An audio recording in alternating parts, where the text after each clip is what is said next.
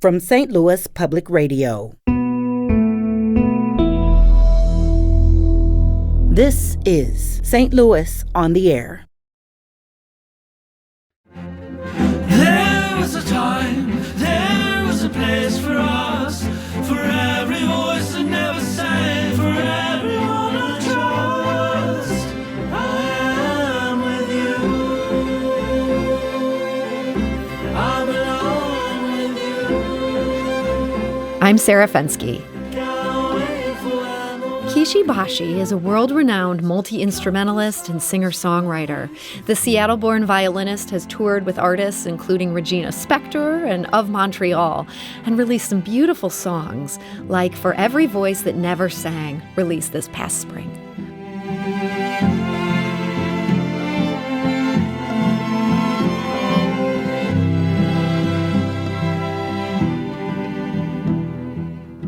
I am a stranger today.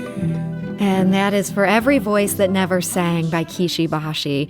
Now, Kishi Bashi is an American of Japanese descent, and the piece being featured in his St. Louis Symphony Orchestra debut on September 17th is about the internment of Japanese Americans during World War II. The multimedia piece Improvisations on EO 9066 debuted in Miami in 2018, and Kishi Bashi joins us today to discuss it. So, Kishi, welcome. Thanks for having me. So the name of this piece takes its name from the executive order issued by President Roosevelt in 1942, and you're obviously much too young to have been around then. Was this history that loomed large when you were growing up? I mean, I grew up, just so that your listeners would know this, is that, my parents are post-war immigrants, so they came after incarceration. Mm-hmm. You know? And for me, I remember when I was a kid in the 80s, I went to the museum. I was deeply interested in this topic because it's something that would have affected me, just to be locked up because of one's race.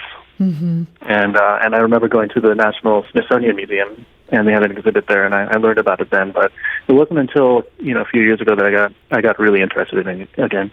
And so, for your parents being here as Japanese immigrants in the years after the war, did they experience prejudice?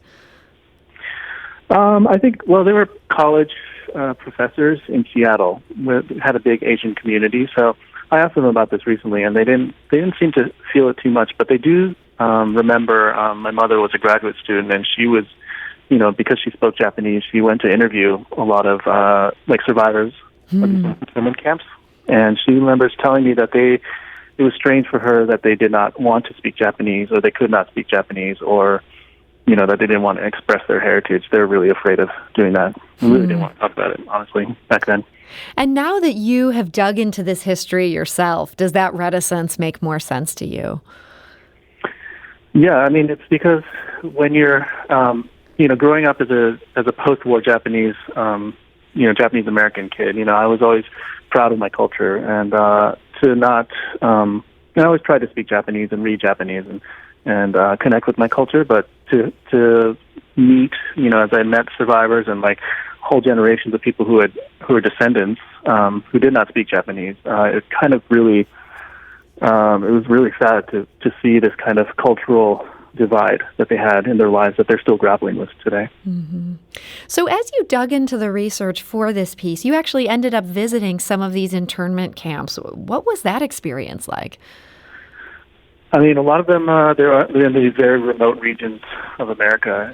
So I went to about 5 camps, and I played violin improvisations, and I wrote some songs around there. And honestly, some places were very beautiful, like Manzanar was beneath the Sierra Nevada mountains, and it was quite pleasant. And that was really disturbing because you go to these places to connect with an injustice or tragedy to try and find out, but then it's pleasant, and I think it helped me realize that more than the location, it's the stories of the people and connecting with communities that still revolve around these stories that I found to be the most compelling. Mm-hmm. I mean, you can be in a physically beautiful place, but if you're there against your will, that's got to be a completely different experience. Yeah, I mean, it's if you're incarcerated back then, it might be beautiful sometimes. Other times you're still a prisoner, so. Yeah. it's a mixed bag of emotions, I'm sure. So even before this piece that you're going to be doing with the St. Louis Symphony Orchestra in just about a week here, you explored this in your 2017 song film. Tell us about that project. So that project is still underway. I've been working on this documentary for the past 4 years. And so it chronicles basically the making of this piece, which I'm performing with the St. Louis Symphony. And then also I have an album of the same name, Omoyari, which I made during this whole process. And it kind of encapsulates the Japanese American identity, of how it's come to be and how it might impact the future. So the film is still in progress, but the album is now out. Yeah. Albums don't take 4 years to make. Maybe not for you. I mean, maybe for some people they would. Tell us about the name of this. I understand this Omoyari. This is a Japanese word. What does it mean? Omoyari is something akin to having compassion or consideration for a guest or somebody else that you don't know. And so it's kind of the backbone of Japanese society and how to be polite and how to care for others and have compassion. And I think, go ahead. Oh, so that's sort of the central idea behind this whole project is sort of developing that empathy in those of us outside this experience. Yeah, I think from World War II and with the Holocaust, I think people really started to emphasize empathy as this is how we don't fall back into these animalistic ways of how we could be, how could you be so sophisticated and modern but yet do awful things to each other? And I think empathy is really, that's where it was really prioritized in our education, and it's so important now. So I want to play one of the songs or an excerpt from a song from this album. This is called Theme from Jerome, Forgotten Words. 悲しみ触れても新たな心とのよ忘れて These words today How many times I'd smile If you'd remember me in this song And that is Theme from Jerome, Forgotten Words by Kishi Bashi. Kishi Bashi is my guest here today. He's going to be performing with the St. Louis Symphony Orchestra in just about a week. That's his piece, Improvisations, on EO 9066. That's the name of the executive order issued by President Roosevelt that sent Japanese Americans to internment camps. Kishi, tell us what this song is about. So this one's specifically about the sadness of assimilation. So like a lot of these cultures, I visit these camps, and the narrative is like, look at how American they were. They play baseball and they, they're Boy Scouts, and that was kind of like the way that they were able to get, redress and to get acceptance that this was an awful thing. But the reality of the fact was that they were very Japanese, identity-wise, like culturally. And a lot of them were immigrants, still might even have ties to Japan back then. So it's kind of like having to suppress your culture, like internally, and then externally, like they didn't allow them to speak Japanese or even have Japanese books, unless it was a Bible or something like that. So it's kind of like it was a government assimilation program, and it ultimately had these very sad consequences to myself. So that's the idea with the forgotten words, the forgotten Japanese words. Yeah, because a lot of the Nisei Sansei, fourth, fifth generation, they really have a struggle to speak Japanese if they do at all. And that Jerome, when you reference Jerome in the title, that's by the Jerome War Relocation Center. That's actually not far from us here in Missouri. That was an internment camp in Arkansas. Yeah, there's two of them right next to each other. Rower is the other one, and Did you visit right those in the course of working on this project? I did. So that's where I wrote the melody for that, the theme for Jerome. And so that's why it's the theme for Jerome. So just hearing the sadness in that song, it makes me think of the sadness you must have felt being there in Arkansas, thinking about people uprooted from the West Coast. You talk about beautiful areas, some of these camps were in gorgeous areas. I imagine Arkansas was maybe a culture shock in its own way. I mean, if you're like from the West Coast, I'm sure. I don't want to look down on people because there are people who live around there too, Sure. But it was pretty swampy and pretty desolate, Basically, a lot of these places that they put them were very unattractive areas. Like they didn't have irrigation, or they didn't have. A lot of them were Native American lands, also. So it's basically very undesirable places where they took these massive populations. So you've been working on these, 2017, 2018 for this multimedia piece. I'm told these were inspired in some ways by the 2016 presidential election. How did that end up inspiring some of what you're working on in these pieces? Well, specifically, it kind of activated me in a way that there's a lot of rhetoric coming out of the Trump administration early on that they were talking about, with the Muslim ban, trying to promote that. There were people talking about how Japanese internment was precedent for that. Mm-hmm. And I found that personally offensive because it was considered such an injustice and caused so much, harm to people. And I thought it was really insensitive and lacking empathy, and that's kind of that's when I decided I needed to really, really understand it so that I could, arm myself and feel educated about it. And does the work bring in those parallels directly? The work? Yeah. I mean, it's like, I think there's so much relevance to, there's so much importance because to me it's initially it was a civil rights issue because I'm not connected to it, but it has so much relevance in that, if you lack the empathy and you base all your actions on fear alone, then that's a real easy way to fall back into this kind of history of doing the same thing again to other people, like otherizing people and making them feel like they're a threat to you. So I'm going to play another song from Omiyari that draws on these connections. This song is called Angeline, and it was inspired by the practice of convict leasing during the Jim Crow era. That day I was walking down the railroad tracks, I heard the sound. The sheriff, he was mighty proud. He told me I had to pay. The foreman, he had come to find prison folk to work the mine. The judge was there to give me time away from Angeline.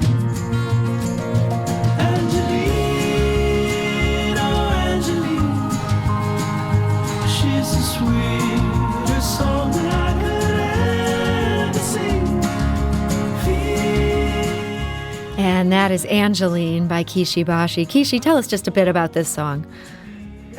So, on our way, one of my trips from Athens, Georgia, where I live, to Jerome, was actually we stopped by Selma and Birmingham, and we did a little kind of civil rights tour because it's, this is something that's extremely relevant to me in my head, and I think convict leasing is the idea, it's a legacy of slavery, buried in Jim Crow laws, but ultimately it's really about criminalizing people.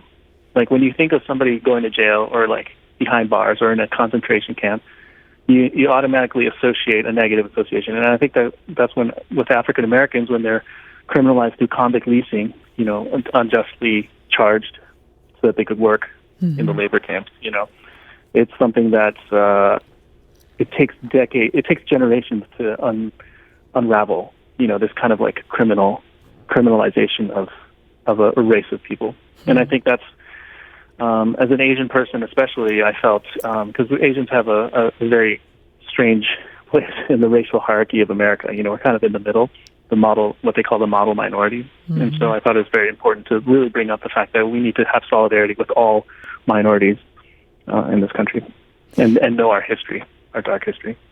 So if people are listening to some of this music we've played here today, so much of this is just so beautiful. Tell us a bit about what you'll be doing with the St. Louis Symphony on September 17th. So I'm very excited. This is like my first full symphony show. And so For your first-time viewers who don't know me, they might think I'm a like social activism related musician, but I'm actually I make a lot of fun pop music too, and so it's gonna be a lot of my songs that are pretty positive and uplifting, but also this one piece. And it kind of like I think I do a decent job of kind of entertaining the crowd and like personalizing all my work. So it's gonna be really great. So the title of this one piece, this very serious piece, is Improvisations on EO 9066. Is some of this going to be improvised? No, these are actually based on field recordings that I did. Like field, I went out to Jerome and I performed some violin in the cold field, and then I recorded that audio and visuals, and those visuals would actually be playing on screen while the orchestra plays along with it, and I'll also be on stage. Augmenting the sound. So that's the nature of this multimedia piece. So this sounds like just a great show. What do you hope ultimately that St. Louis audiences take from everything you're bringing here? I just want people to remember how awesome live music is again. This will be one of my first indoor concerts, one of my first symphony concerts. My shows are just full of joy, and I like to just encourage people to really have a great feeling about their existence. If that makes sense. It does. And there's a lot of firsts for you in this. You say this is your first major symphony performance of this, and this is also one of your first ones live back indoors. There must be a lot of excitement going into this coming week. Yeah. I have a lot of ties to St. Louis, too. I mean, St. Louis was one of my first solo shows. I had a Kickstarter backer a long time ago, and I played at the Broadway many times. I have a lot of history with St. Louis, so I'm very excited to be coming back in this big, huge way. We're very excited you're coming back, too. So, Kishi Bashi, thank you so much for joining us today. Thanks for having me.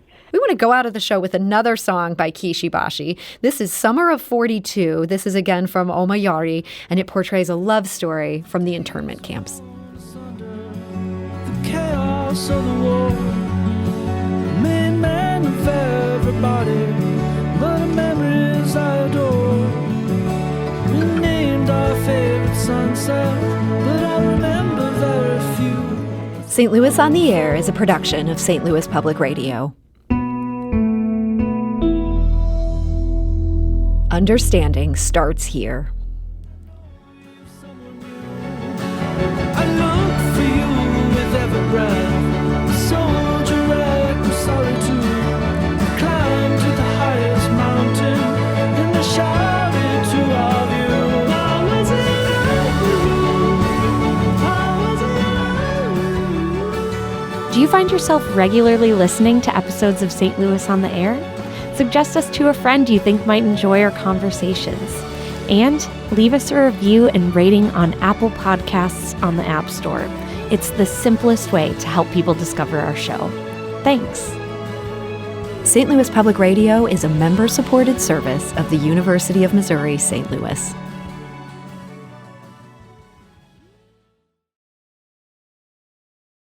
Support comes from Missouri Forest Products Association, committed to sustainable and sound conservation of the state's forests, which support more than 41,000 Missouri jobs, resulting in a $10 billion industry. ChooseWood.com.